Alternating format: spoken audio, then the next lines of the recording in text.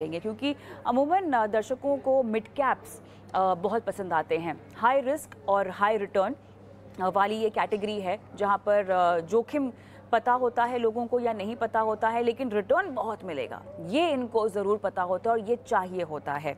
हाल फिलहाल में हम ये भी देख रहे हैं कि मिड कैप कैटेगरी में अच्छी खासी रैली भी दिखाई दे रही है और ये भी बताया जा रहा है एक्सपर्ट्स के आकलन के ज़रिए कि आने वाले कुछ महीनों में ये जो हम तेज़ी देख रहे हैं वो शायद बरकरार भी रह सकती है। लेकिन अगर आप म्यूचुअल फंड का एक नज़रिया लेना चाहें तो हमेशा कहा जाता है कि अगर आप म्यूचुअल फंड के ज़रिए पैसे लगा रहे हैं तो आपको मिड कैप जैसी कैटेगरी में 5 से 7 साल या उससे ज़्यादा का ही व्यू रखना चाहिए। ये इक्विटी की हर कैटेगरी में आपको कहा जाता है, मिड कैप स्मॉल कैप में थोड़ा ज़्यादा, क्योंकि ये ज़्यादा उतार चढ़ाव वाली कैटेगरी होती हैं। इनमें अगर आप छोटी अवधि के लिए आएँ, जो कि आपको वैसे इक्विटी में आना नहीं चाहिए, लेकिन क्योंकि यहाँ पर वॉलेटिलिटी ज़्यादा है तो कम अवधि से तो बिल्कुल ही दूर रहें अगर आप उस तरह के निवेशक हैं। लेकिन जिस तरह से इनफ्लो बढ़ रहा है मिड कैप में, ऐसे कौन से धुरंधर हैं मिड कैप में, या ऐसे कौन से धुरंधर फंड्स हैं जो अच्छा परफॉर्म कर रहे हैं? अच्छा परफॉर्म कर रहे हैं तो क्यों परफॉर्म कर रहे हैं? क्यों बाकी फंड्स के मुकाबले इनकी परफॉर्मेंस में ऐसा क्या अलग है? फंड मैनेजर्स की रणनीति में ऐसा क्या अलग है जहां पर आपको इतना बढ़िया रिटर्न आता हुआ दिखाई दे रहा है? तो अर्णव जी, फोकस करते हैं मिड कैप फंड्स पे। तो सबसे पहले तो हमें ये बताएं कि जो हम अच्छा खासा पॉजिटिव सेंटिमेंट, तेजी का रुझान मिड कैप में देख रहे हैं, ये किस दम पर है? और क्योंकि ये ऐसा एक क्षेत्र है जो कि जब चलता है तो बहुत चलता है, जब गिरता है तो बहुत धड़ल्ले से गिरता भी है, लेकिन जो मामला, हम जो माहौल अभी देख रहे हैं वो कितना टिकाऊ दिखाई दे रहा है आपको? देखिए, जो मिड कैप की परफॉर्मेंस होती है वो कंपनी के इंडिविजुअल परफॉर्मेंस और ओवरऑल इकोनॉमी पे आधारित होती है। तो हम दो चीज देख रहे हैं भारतीय अर्थतंत्र में। पहली चीज ये है कि एक फॉर्मलाइजेशन हो रहा है जीएसटी के इंट्रोडक्शन के बाद। फॉर्मलाइजेशन का मतलब ये होता है कि क्योंकि जीएसटी आ चुका है, सभी कुछ लीगल फ्रेमवर्क में आ रहा है, तो जो बिजनेस जो इनफॉर्मल सेक्टर में था वो इस प्रकार की छोटी छोटी या कंपनियों में आ रहा है और बड़ी कंपनियों को भी जा रहा है।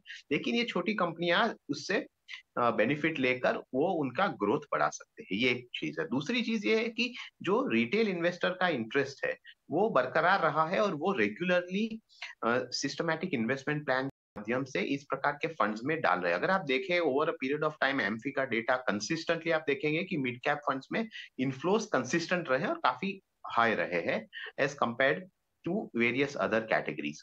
तो ये दो चीज है जहां जिसको लेके आप देख रहे हैं कि मिड कैप कंपनीज का परफॉर्मेंस अच्छा रहा है और मार्केट इंटरेस्ट भी है। तो इसके लिए आपने देखा है कि जब इंडियन इकोनॉमी आज दुनिया में जब रिसेशन की बात चल रही है, वहां की चिंता है, तो भारतीय अर्थतंत्र अच्छी ग्रोथ रेट दिखा रहा है, तो वहां पर मिड कैप्स का जो परफॉर्मेंस है वो स्टॉक के माध्यम से भी या उनके स्टॉक परफॉर्मेंस में भी आपको एक अच्छा रिटर्न दिखाई दे। उसका इम्पैक्ट आप सीधा मिड कैप फंड्स पे देख रहे हैं जो अ, अच्छी रिटर्न्स आज की तारीख में दिखा रहे हैं। लेकिन आपको ये भी ध्यान रखना है कि ये परफॉर्मेंस वॉलेटाइल रहता है, और दूसरी बात ऐसा लंबा समय भी रहेगा कि जहां पर ये कंसिस्टेंटली अंडर परफॉर्म करे। तो फॉर एग्जाम्पल अगर आप देखें 3 साल पहले बिफोर कोविड 2020 के, तो वहां पर मिड और small caps consistently under perform कर रहे थे। तो यहाँ पर उनका रिटर्न्स आपको अच्छा नहीं दिखता है। लेकिन अगर आप एक अच्छा 5 से 7 साल का नजरिया लेके इसमें निवेश करते हैं तो फिर वो आपके पोर्टफोलियो में एक अच्छी स्थान वो एक बना सकता है। चलिए, तो अब जो मिड कैप फंड्स की परफॉर्मेंस की हम बात कर रहे हैं, एक एक करके उन पर जाते हैं।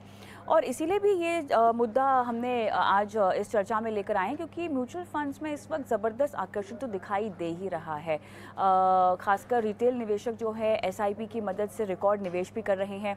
इक्विटी कैटेगरी में इस वक्त मिड कैप फंड की चर्चा भी हो रही है। एमफी का डेटा अगर हम पेश करें तो मई महीने में मिड कैप फंड्स में कुल 1195 करोड़ का निवेश भी हुआ है, जो अप्रैल में 1791 करोड़ रुपए का था। एसआईपी का आंकड़ा भी पहली बार लगभग 14,000 करोड़ रुपए के पार पहुंच गया है। और इस साल की पहली तिमाही में अगर हम देखें तो मिड कैप फंड्स में कुल 5573 करोड़ रुपए का इनफ्लो भी हुआ है। तो जब इतना निवेश हो ही रहा है तो कौन कौन से फंड्स आउट परफॉर्म कर रहे हैं बेंचमार्क को, उस पर अब बात करते हैं। अर्नब जी, एक एक करके फंड्स की लिस्ट आप हमें बताइएगा और उन फंड्स के फंड मैनेजर्स और किस तरह से उन्होंने अपनी रणनीति बांधी है उसके बारे में दर्शकों को हम बताएंगे। सबसे पहले मेरे ख्याल से आप कोटक इमर्जिंग इक्विटी के बारे में बात करना चाहेंगे। पंकज शिब्रेवाल इसके फंड मैनेजर हैं। क्या है फंड की फिलॉसफी और फंड का एलोकेशन? अगर आप देखें तो ये जो फंड हम डिस्कस कर रहे हैं वो over a period of time consistent रहे हैं। तो ये कंसिस्टेंसी पे ध्यान देना जरूरी है, क्योंकि देखिए शॉर्ट टर्म में 1 साल 2 साल के लिए कोई फंड अंडर परफॉर्म भी करता है, आउट परफॉर्म भी करता है। अब जब हम कोटक इमर्जिंग एक्विटीज के बारे में बात करें तो ये कंसिस्टेंटली उन्होंने जो इन्वेस्टमेंट फिलॉसफी है कि वो ऐसी कंपनीज चुनेंगे जहां पर वैल्यूएशन कम हो, जहां पर रेट ऑफ रिटर्न कंपनीज का अच्छा हो, और फंड मैनेजर बहुत स्पष्ट तरीके से कहते हैं कि उनका फोकस इस फंड में यही है कि वो गलती ना करे। तो गलतियों कम करने से वो मानते हैं कि रिटर्न अच्छा आता है। और आप देखिए over a longer period of time ये फंड ने डिलीवर भी किया है अपने निवेशकों के लिए। अब एक इंटरेस्टिंग चीज ये है कि ये फंड की साइज काफी बड़ी है। तो नियरली अगर आप देखें तो ये 27,000 करोड़ का इसका एसेट्स अंडर मैनेजमेंट है। लेकिन अगर आप पोर्टफोलियो टर्नओवर देखें, यानी कि कितना पोर्टफोलियो चर्न होता है, तो ये 3% से भी कम है। तो ये क्लियरली दर्शाता है कि फंड मैनेजर अपने सिद्धांतों के मुताबिक जो स्टॉक सिलेक्शन करते हैं उसमें कन्विक्शन रख के उसे होल्ड करते हैं। तो ये एक इंपॉर्टेंट चीज है इस फंड। चलिए आगे बढ़ते हैं और दूसरे मिड कैप फंड की बात करते हैं जो आपकी सूची में है। HDFC का मिड कैप अपॉर्चुनिटी फंड, चिराग सितलवाड़ जो है इसके फंड मैनेजर हैं। और क्या परफॉर्मेंस वाइज कितना ये बेंचमार्क को बीट कर पाया है? ये over a longer period of time Chirag Setalvad consistently इसमें आप परफॉर्मेंस दे रहे हैं, और ये बेंचमार्क से over a period of time 3-4% ज्यादा ही आपको रिटर्न्स दे रहा है कंसिस्टेंटली। तो ये एक इंपॉर्टेंट चीज है। लेकिन यहाँ पर भी सेम फिलॉसफी है कि अच्छी कंपनियां चुनने की और फिर वहां उसके होल्ड करने की, ताकि ये जो रिटर्न्स आ सके वो ये फंड कैप्चर करे।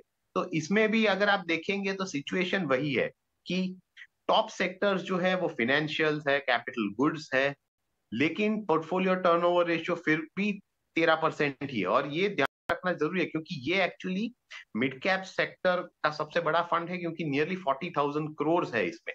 तो मिड कैप कंपनीज जिनका मार्केट कैप इतना बड़ा नहीं है उसमें इस प्रकार का फंड मैनेजमेंट करना वो एक बहुत अच्छी बात है। और इसीलिए आप देखिए कि ये फंड में ओवर 60 होल्डिंग्स है, और ये इसीलिए स्प्रेड आउट किया गया है ताकि रिस्क कम हो। और क्योंकि ये बहुत पुराना फंड है, इसने कंसिस्टेंटली परफॉर्म किया है, ये भी निवेशकों के लिए जो मिड कैप में जाकर भी लो वॉलेटिलिटी उसमें भी थोड़ा कम करना चाहे, उनके लिए ये एक्चुअली जो कोटक इमर्जिंग एक्विटीज और HDFC मिड कैप अपॉर्चुनिटी, ये दो फंड उस प्रकार के निवेशक के लिए। चलिए बहुत बढ़िया, आगे बढ़ते हैं। और अगला फंड जो कि अर्नब जी ने एनालाइज किया है, फ्रैंकलिन इंडिया प्राइमा, और दो फंड मैनेजर हैं और इन्होंने भी मिड कैप का होने के बावजूद भी उतार चढ़ाव को मात देने में कामयाबी हासिल की है। अर्नब जी, अगर आप देखें तो फ्रैंकलिन इंडिया प्राइमा फंड एक बहुत पुराना फंड है, उसका बहुत लंबा ट्रैक रिकॉर्ड है। तो जो लोग कंसिस्टेंसी में मानते हैं और उसमें इस प्रकार का निवेश चूज करना चाहते हैं, तो वो इस प्रकार के फंड को देख सकते हैं। अब डिफरेंस क्या है ये फंड में और पहले दो फंड हमने जो डिस्कस किए थे, वो उसमें यह है कि इसका एसेट्स अंडर मैनेजमेंट थोड़ा कम है, 7,000 करोड़ के आसपास है। तो इसीलिए ये जो फंड मैनेजर्स है, depending on their stock selection, क्योंकि मिड कैप का जो फंड्स होते हैं उसमें स्टॉक सिलेक्शन बहुत इंपॉर्टेंट रखता है। उसमें सेक्टर पे इतना ध्यान नहीं देना चाहिए, क्योंकि इतनी सारी कंपनीज हैं। तो आपको अगर ये फंड में और दूसरे फंड में मान लीजिए टॉप सेक्टर्स फिनेंशियल्स और कैपिटल गुड्स दिखेंगे, लेकिन जो इनका इंटरनल होगा इन टर्म्स ऑफ होल्डिंग्स वो अलग ही होगा, क्योंकि इतनी सारी कंपनीज है सिलेक्ट करने में। तो ये एक अलग प्रकार का आपको थोड़ा एक्सपोजर देता है, लेकिन अगेन यही है कि over a longer period of time fund ने कंसिस्टेंटली परफॉर्म किया है, और इन्वेस्टर्स को ओवर जिन्होंने इसके साथ स्टिक किया है उनको रिटर्न्स दिया है। तो इस प्रकार की इन्वेस्टमेंट फिलोसॉफी के साथ, क्योंकि फ्रैंकलिन में ऑलवेज आप देखिए fund managers multiple fund managers रहते हैं और वो कंटिन्यूटी यहाँ पर चलाते हैं। अगले फंड की ओर बढ़ते हैं और Motilal Oswal mid cap fund, Niket Shah और राकेश शेट्टी जो है इसको संभालते हैं।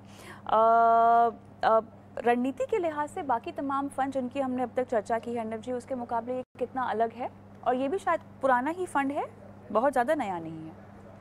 नहीं, लेकिन देखिए ये मोतीलाल ओसवाल का जो मिड कैप फंड है उसकी स्ट्रेटेजी रेडिकली डिफरेंट है एज कम्पेयर टू दूसरे मिड कैप फंड्स। दूसरे मिड कैप फंड्स क्या है कि उनका होल्डिंग 60 और 80 स्टॉक्स का होता है नॉर्मली इन उस रेंज में, ताकि जो मैक्सिमम वेटेज है वो 5, 4 या 3% पर रुक जाता है, और ये अपना रिस्क स्प्रेड आउट करते हैं ताकि रिस्क कम हो निवेशक के लिए।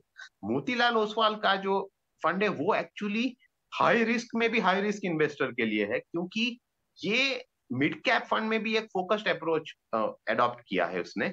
इसमें सिर्फ 24 स्टॉक्स है, और 24 स्टॉक्स है इसका मतलब ये होता है कि जो उसका उनके टॉप होल्डिंग्स है उसका भी वेटेज बहुत बढ़ जाता है। और इसीलिए ये फंड ऐसा रहेगा कि जब उनके टॉप होल्डिंग्स परफॉर्म करते हैं तब ये बड़ा आउट परफॉर्मेंस दिखाएगा, लेकिन अगर ये नहीं करते परफॉर्म तो ये बड़ा अंडर परफॉर्मेंस भी दिखाएगा। इसीलिए ये फंड को दूसरे जो मिड कैप फंड है उसको आपको अलग देखना चाहिए, क्योंकि ये एक very very high risk fund है। तो उसमें उसी प्रकार के इन्वेस्टर्स जो ये बेयर कर सके और उनको पता है कि वो किस प्रकार का निवेश कर रहे हैं, वही इसमें निवेश उनको करना चाहिए। चलिए आखिरी mid cap fund SBI magnum mid cap, सोहिनी अंदानी जो है इसको हैंडल करती हैं, और ये भी काफ़ी चर्चित फंड है जहाँ तक मिड कैप फंड की कैटेगरी की बात है। बहुत ज़रूरी है एक चीज़ समझना अर्नब जी, जो कि इन तमाम फंड्स में हमें दिखाई दे रही है, वो है कि ये निवेशकों के पैसों को लेकर जोखिम का जो रिस्क है उसे कम करने की कोशिश करते हैं, या किस तरह से मिड कैप कैटेगरी में होने के बावजूद भी इन फंड्स में जोखिम को कम किया है अपने एलोकेशन के ज़रिए। ये एक बहुत बड़ा फोकस पॉइंट है जो शायद हमें तमाम फंड मैनेजर्स की रणनीति में समझ में आती हुई दिखाई दे रही है, और शायद जो बुनियादी बात है एसबीआई मैग्नम मिड कैप में भी। एसबीआई मैग्नम भी देश के सबसे बड़े फंड हाउस का ये ऑफरिंग है, और इसका भी बहुत बड़ा लंबा ट्रैक रिकॉर्ड है, और ये इसने भी over a period of time consistently deliver किया है। देखिए फंड मैनेजर दो चीज करते हैं रिस्क कम करने के लिए। एक तो पहले कि वो नंबर ऑफ होल्डिंग्स बढ़ा देते हैं। नंबर ऑफ होल्डिंग्स बढ़ने से क्या होता है कि आपका जो एक एलोकेशन है एक स्पेसिफिक कंपनी में वो कम हो जाता है। तो ये फंड ने भी वही किया है, 61 होल्डिंग्स है इसके as per the last data. तो ये एक चीज। दूसरी चीज जो फंड मैनेजर करते हैं कि वो कन्विक्शन हाई रखते हैं, यानी कि उन्होंने अगर एक कंपनी ले ली है तो उसमें फिर बहुत बदलाव नहीं करते छोटे छोटे समय में। तो ये अलग फंड सिर्फ मोतीलाल ओसवाल में आपको एक डिफरेंस दिखेगा, जहां पर नॉट ओनली होल्डिंग्स कम है लेकिन उसका टर्नओवर रेशियो भी काफी हाई है। तो एसबीआई के ये फंड में सेम स्थिति है, 61 होल्डिंग्स है। ऑटो ऑटो और कैपिटल गुड्स टॉप होल्डिंग्स है सेक्टर के माध्यम से। इसका एयूएम 10,000 करोड़ से ज्यादा है, यानी कि ये थोड़ा बड़ा है, लेकिन फिर भी फंड मैनेजर ने इसका टर्नओवर रेशियो 10% से कम रखा है। तो ये भी एक दर्शाता है, क्योंकि ये फंड एक मिक्सचर ऑफ वैल्यू और ग्रोथ स्ट्रेटेजी फॉलो करता है। तो ये सिलेक्शन स्टॉक्स करने के बाद ये इनको होल्ड करते हैं ताकि जो पोटेंशियल है वो रियलाइज हो। तो ये एक स्ट्रेटेजी रहती है फंड मैनेजर की, तो ये आपको ध्यान में रखना चाहिए। क्योंकि देखिए फंड मैनेजर क्या करते हैं कि वो ये जो साइकिल होता है उसमें वो अर्ली आइडेंटिफाई करने की कोशिश करता है कि कैसे हम ये अच्छी कंपनी को अर्ली आइडेंटिफाई करें, फिर उसे बिजनेस साइकिल में उसको साथ रहे, और ताकि जब वो ग्रो हो तो उनको उनके निवेशकों को उसका बेनिफिट हो। चलिए, तो कुल मिला के ये वो मार्गदर्शन और वो फंड्स जहाँ पर मिड कैप कैटेगरी में अगर आप कोई अनोखा नगीना ढूंढना चाहते हैं तो ये रणनीति, इन फंड ये रणनीति अपना सकते हैं। अर्नब जी, बहुत बहुत धन्यवाद, आपका समय निकाला और दोनों ही मुद्दों पर आज हमारे दर्शकों का मार्गदर्शन किया।